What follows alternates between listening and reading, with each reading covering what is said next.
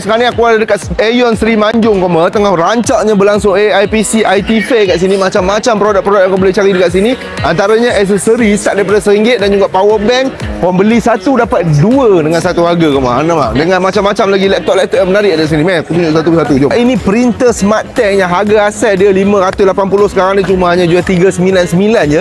Lagi yang paling penting, dalam dia include sekali ink koma yang boleh print 8,000 keping. Pada siapa yang tengah mencari laptop, kau boleh tengok laptop ni. Ini antara laptop yang termurah dekat Perak koma. Sebab apa kamu tengok dia AMD Ryzen 5 processor, dia lebih kurang sama dengan i5 dia punya performance dulu. RAM ada 16GB, storage ada 512GB. Sekarang ni harga dia cuma 1699, yang harga asal dia 2399. Turun banyak sangat harga. Okey, jadi kamu tengok selain daripada jualan-jualan yang menarik yang ada kat sini, macam-macam gadget-gadget kamu boleh pilih, ada juga macam-macam lagi hadiah misteri yang menanti anda, hadiah besar-besar. Lagi satu yang paling best selain daripada ini di sini juga ada gaming contest. Okey, jadi kamu boleh fight main game.